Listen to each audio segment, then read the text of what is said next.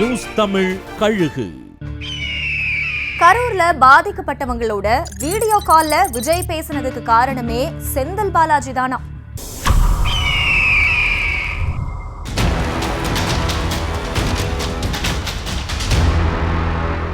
கரூர் கூட்ட நெரிசல்ல இறந்து போனவங்களோட குடும்பங்களோட போன செவ்வாய்க்கிழமை விஜய் வீடியோ கால்ல பேசினார்.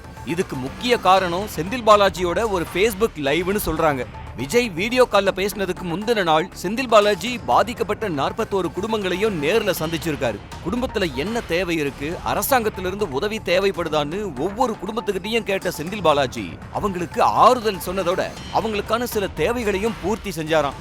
எப்ப வேணும்னாலும் தன்னை சந்திக்கலாம்னு சொன்ன செந்தில் பாலாஜி மொத்த சந்திப்புகளும் அவரோட Facebookல லைவும் செஞ்சிருக்காங்களாம். இத பார்த்த தாவேக்க நிர்வாகிங்க விஜய் கவனத்துக்கு கொண்டு போய் உடனடியா நாம ஏதாச்சும் செய்யணும், உடனே கரூருக்கு நீங்க வரணும்னு வற்புறுத்துறதா சொல்றாங்க. இதுக்கப்புறம் தான் தாவேக்க கொள்கை பரப்பு பொதுச் செயலாளர் அருண்ராஜ் விஜய தொடர்பு கொள்ள முயற்சிக்க முதல்ல முடியலையா. ஒரு வழியா விஜய் கிட்ட போன்ல பேசின அருண்ராஜ் தாவேக்க களத்துக்கு வராதது எந்த மாதிரியான அரசியலா முன்னெடுக்கப்பட்டுகிட்டு இருக்குன்னு விளக்கமா சொன்னாராம். அந்த பேச்சுவார்த்தையில தான் வீடியோ கால்ல விஜய் பேசுறதுன்னு முடிவாகி அருண்ராஜ் களத்துல இறங்கினாராம். அடுத்த நாளே விஜய் கரூருக்கு நேர்ல போக பாதுகாப்பு கேட்டு டிஜிபி கிட்ட மனு கொடுக்கப்பட்டுச்சான். விஜய் குடும்பத்தோட கணக்கு வழக்குகளை பல வருடங்களா பராமரிச்சுக்கிட்டு வர்ற தாவேக்க பொருளாளர் வெங்கட்ராமனும் விஜய நெருங்க முடியாம இருந்த அருண்ராஜும் தான் இப்ப விஜயோட நெருக்கமா இருக்கிறதா சொல்றாங்க. குறிப்பா வெங்கட்ராமனோட தினமும் 2 மணி நேரத்துக்கு மேல பேசுறாராம் விஜய். இவர் மூலமா எஸ்.ஏ. சந்திரசேகரோட அட்வைஸுகளும் விஜய்க்கு போய் சேருதுங்கிறாங்க.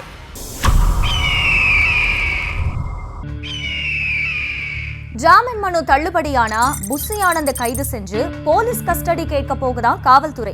கரூர் நெரிசலுக்கும் ஜனநாயகனுக்கும் என்ன தொடர்புங்கிறது தான் போலீஸ் கிட்ட இருக்க முக்கிய கேள்வியாம்.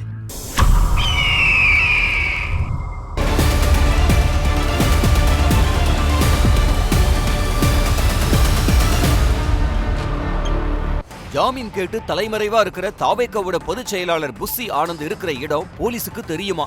அவரு போலீஸ் கண்காணிப்பு வளையத்துக்குள்ளதான் இருக்காருன்னு சொல்றாங்க.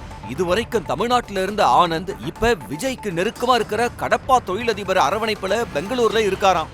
நீதிமன்றத்துல ஜாமீன் கிடைக்கிற வரைக்கும் ஒவ்வொரு மாநிலமா போக திட்டமிட்டு இருக்காருன்னு அவரோட ஒவ்வொரு மூவையும் போலீஸும் கண்காணிச்சு விட்டு பிடிக்கலாம்னு நெருங்காம இருக்கான். சுப்ரீம் கோர்ட்டுல ஜாமீன் மனு தள்ளுபடியானா உடனடியா கைது செஞ்சு கஸ்டடி கேட்க போகுதான் போலீஸ். கரூர் கூட்டத்துக்கான ஏற்பாட்டில இருந்து கூட்டத்துக்கான அனுமதி வாங்கின வரைக்கும் புஸ்ஸி ஆனந்த் கிட்ட கேட்க வேண்டிய கேள்விகளை சிறப்பு விசாரணை குழுவும் தயார் செஞ்சு வச்சிருக்கான். புஸ்ஸி ஆனந்த் கைதுக்கு பிறகு கரூர் விவகாரத்துல பல தலைப்புச் செய்திகள் வரும்னு பேசிக்கிறாங்க.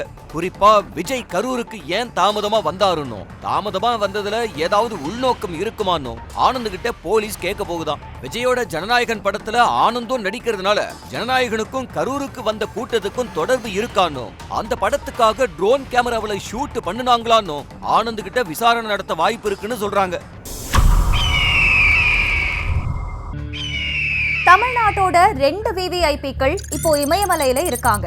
ஒருத்தர் ஆன்மீக பயணமா போக இன்னொருத்தர் ட்ரெக்கிங் போயிருக்காராம்.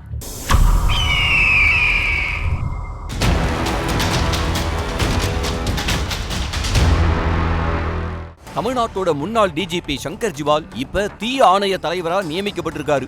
அடுத்த டிஜிபி பதவிக்கான ரேஸ்ல இருக்கிற சீமா அகர்வால் இப்ப தீயணைப்பு மற்றும் மீட்பு பணி இயக்குனரா இருக்காரு.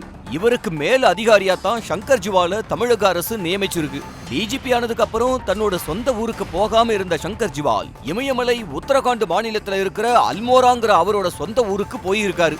ட்ரக்கிங்ல எக்ஸ்பர்ட்டான ஜிவால் இமயமலையில ட்ரக்கிங் போறாராம். இதே சமயத்துல ரஜினியும் இமயமலையில இருக்காரு.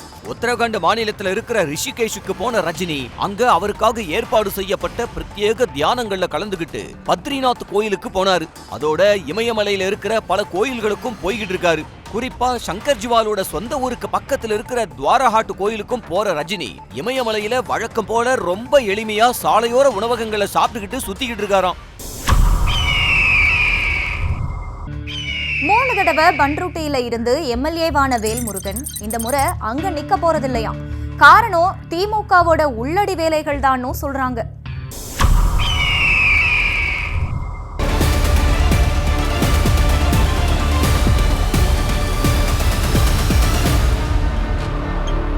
மூணு முறை பண்ருட்டி தொகுதியில எம்எல்ஏவா வெற்றி பெற்ற வேல்முருகன் 2026ல அந்த தொகுதியில நிக்கிற மனநிலையில இல்லையா. காரணம் திமுக உள்ளிட்ட கூட்டணி கட்சிகளே தனக்கு எதிரா உள்ளடி வேலை செய்யறாங்களோன்னு சந்தேகப்படுறாராம் வேல்முருகன். காரணம் சிறுபான்மையினர் பட்டியல் சமூகத்தினர் வாக்குகளை முழுமையா பெற்றும் கூட 4000 வாக்குகள் வித்தியாசத்துல தான் போன முறை வேல்முருகன் வெற்றி பெற்றாரு. இதனால இந்த முறை அவரு தொகுதியை மாத்திர முடிவுக்கு வந்திருக்கிறதா சொல்றாங்க. அவரோட சொந்த தொகுதியான நெய்வேலி, புவனகிரி, விருதாச்சலம்னு ஏதாவது ஒரு தொகுதியில நிக்கிற முடிவுல இருக்காருங்கிறாங்க. இத அவரோட தமிழக வாழ்வுரிமை கட்சி நிர்வாகிங்க கிட்டையும் வெளிப்படையா சொல்லி வேலை பார்க்க சொல்லிட்டாராம்.